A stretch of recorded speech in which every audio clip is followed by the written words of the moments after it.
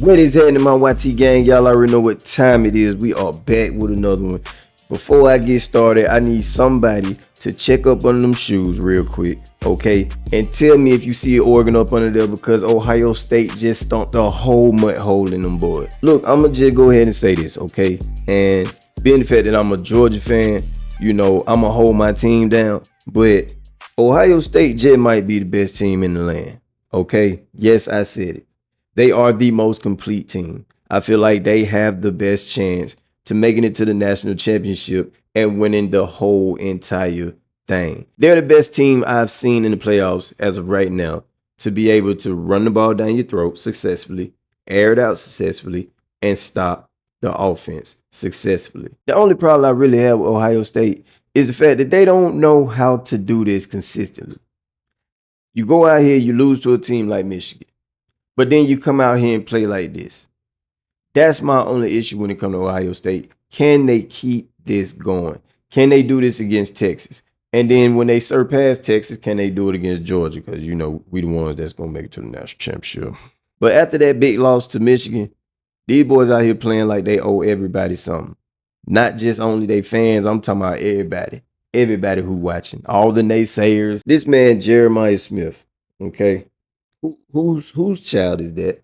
Whose kid is this? This man had 4 receptions for 118 yards with 1 touchdown all in 1 quarter.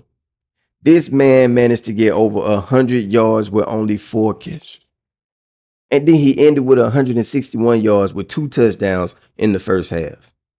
Unbelievable, dog. They had absolutely no answers for this young man. I mean, they were double covering, triple covering, quadruple covering. I mean, even when the man was covered, he was wide open. A player like that is hard to stop, okay? He's one of those type of guys. It don't matter if it's 3rd and long. You know what I'm saying? If you want to make a big play, find number 4. You know, he's just one of those type of players, man. He put me in the mind of Terrell Owens and Julio Jones with his frame, with his speed. You know what I'm saying? To have that size, to be able to get up like that, to have that, you know, agility and all that good stuff, man, he reminds me of those guys. And I'm going to tell you right now, that is very dangerous for him to be a freshman, to remind me of somebody like that.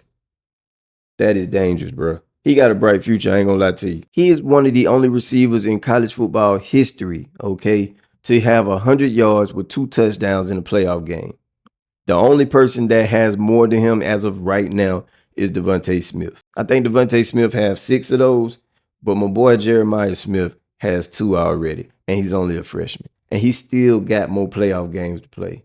Oh, my God. But that wasn't the only person that was giving them problems. You know what I'm saying? I mean, you look at my boy Henderson. He had 8 carries with 94 yards and 2 touchdowns. And then when you look at the quarterback, Howard, now I will say this. At the beginning of the season, I did not like Howard, okay? I know a lot of Ohio Buckeyes, y'all going to have something to say in the comments. I'm saying it right now, I did not like your quarterback. But ever since the playoffs started, that guy, him, I like him. I like him. This man was 17 for 26 today with 319 yards. I believe it was 319 yards with 3 touchdowns. I mean, look, man, he been lighting it up. He really been lighting it up. And right now, he looks like the best quarterback in the playoffs.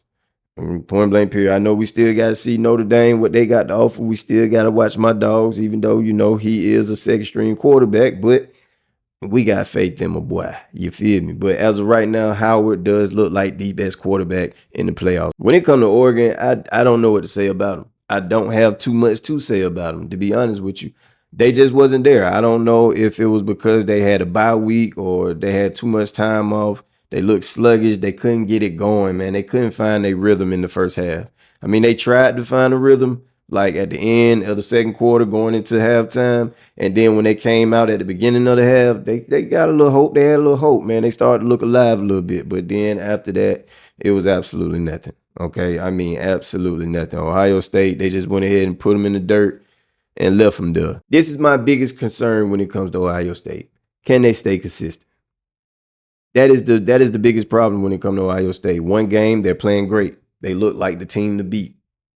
Then the next game, they look bad. They lose to somebody like Michigan. You get what I'm saying? They struggle to get a win. Yes, they played great against Tennessee. They played great against Oregon. But the big question will be, can they do this against Texas? Can they line up with a team that is just as physical as them, just as fast as them, just as talented as them, and do the same thing that they just did these past 2 games? Because if they do, if they can, I don't see nobody stopping them.